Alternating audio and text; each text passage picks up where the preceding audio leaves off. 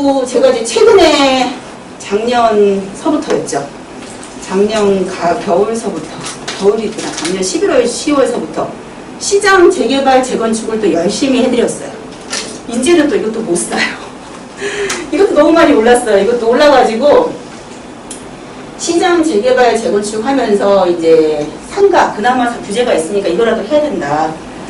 시장 재개발, 재건축 물건을 보면서 이거 같은 경우도 얼핏 보기에 시장이 아니잖아요.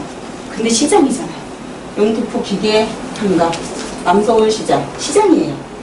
요거 같은 경우 혹시 아세요? 영등포 기계공구 상가, 물레동에 있는 거. 어떤 거냐면은요, 요 부분에 있는 거예요.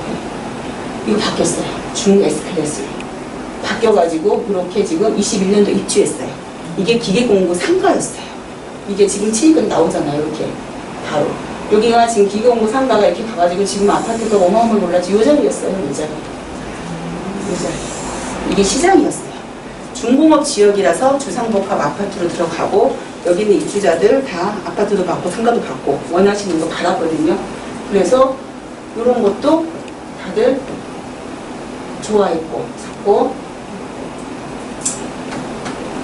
요거 같은 경우는 이제 지금 한참 진행을 하고 있고요. 그런데 시장 재개발, 재건축을 하면서 시장이니까 인센티브를 참 많이 받아요. 이번 제가 부천 가서도 확인했어요. 시장은 일반 용적률보다 더 줘요. 이렇게.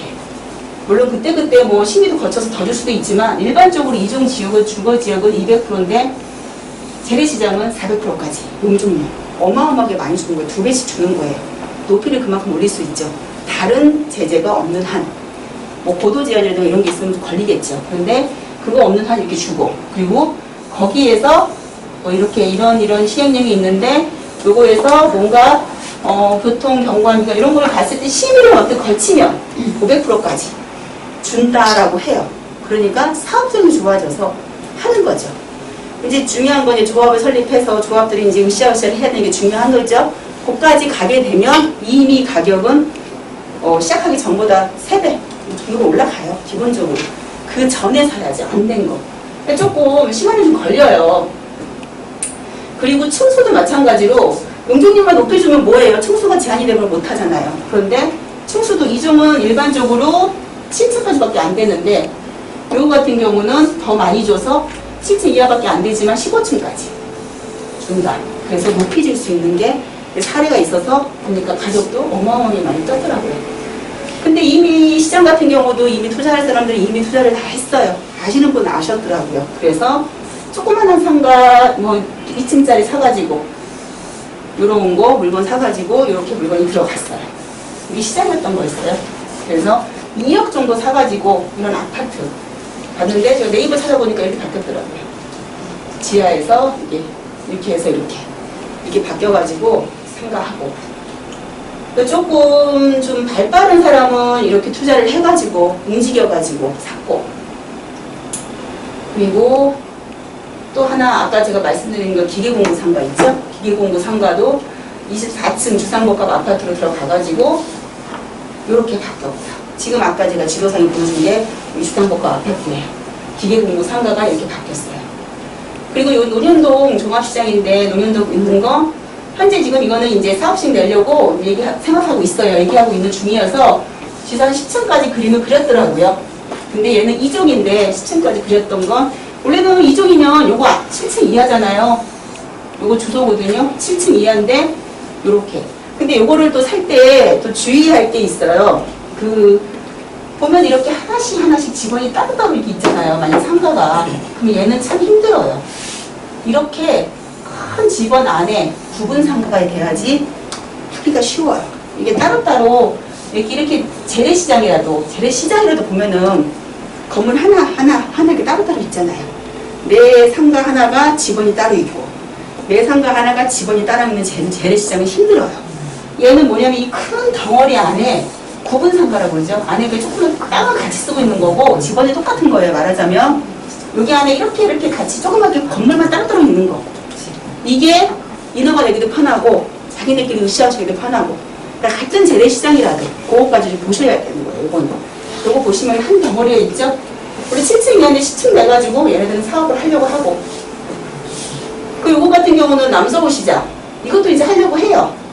하려고 하는데 용적률 400%까지 받았어요. 그림 그려서 14층까지 해놓고. 3종인데 원래 250%거든요. 3종의 주택지면. 그런데 본인가 400%까지 받아서 그림을 그렸어요. 이게 이제 이만큼 인센티브를 받은 거죠. 가격을 봤더니 가격. 이게 네이버에 올라온 가격이에요. 그것도 지금 몇 달 전이거든요. 그나마 이것도 물건도 없어요. 지하 1층이 평당 1억이에요. 아니, 지하. 그 다음에 지상 1층이 얼마예요? 3억 2억 5천. 내집 상가도 2억 5천. 한 평당. 왜? 그림이 나왔으니까. 그림이 나오느냐 안 나오느냐에 따라서 가격이 어마어마하게 달라져요. 뭐든지 그래요. 그러니까 상가일 때는 그냥 수익형인 거예요. 월세. 내가 월세 30만원짜리 받는 거, 50만원짜리 받는 거 매매가를 비교했을 때 수익하는 거 해봐요. 얼마 되겠어요? 얼마 안 돼요. 뭐 10만원에 뭐 1억도 안 쳐주니까. 그렇게 안 쳐주면은 그래봐야 뭐 한 2, 3억 정도밖에 안 되는데. 근데 얘가 갑자기 차이팅이 확 바뀌어요. 뭔가 재건축이 진행이 되면. 그러면은 월세 상관 전혀 없어요. 월세 10년도 안 써요. 갑자기 가격이 이렇게. 평당 3억이면 집은 2평짜리가 얼마예요? 6억. 그래서 아파트 상가 1층 아까 반포가 이게 나온 게 전용 면적 9.제곱미터니까 3평인데 여기 28억? 진짜 장난이 아니죠. 그렇게 바뀌는 이유가 이제 갑자기 이제 아파트를 받으면 아파트 프리미엄이 들어가는 거죠. 아파트 입주권이 되는 거예요, 걔가. 권리가격 받아봐야 그래봐야 3억밖에 못 받는 거를 28억 주고 사야 돼요. 많이 받아야 5억이에요, 권리가격. 그럼 나머지는 프리미엄인 거죠.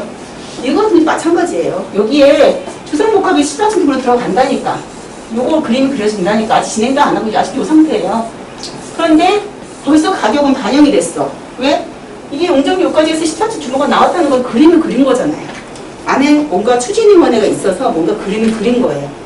그러다 보니까 추진위원회만 나와도 이렇게 가격이 올라가요. 아까 같은 경우도 용산 같은 경우 걔는 3종이고 얘는 상업지인데 추진위원 사무실이 있다고 그래가지고 가격이 똑같이 가요. 제가 보기에는 말도 안 되는 건데 똑같이 가더라고요. 사무실 있고 없고 차이가. 그래서 그 차이가 있고 요거 같은 경우 제가 이제 시장 해드린 거예요. 여기도 성동구에 무슨 시장이죠? 가격이 저거는 2020년도 작년 초예요. 그러니까 제가 작년 초부터 계속 상가 19년도 계속 상가 이렇게 해드렸잖아요. 그리고 시장기를 계속 그때부터 해드렸는데 얘는 1억 3,200만 원 갔죠? 얘는 면적이 좀 커요. 얘는 면적이 좀 크기 때문에 좀 가격대가 그래도 나가는데 지금 이거 지금 조금 얘는 지금 이제 진행이 좀 됐어요. 그래서 가격이 2배 이상 제가 뛴 걸로 나와요. 네이버에 보니까 나오더라고요.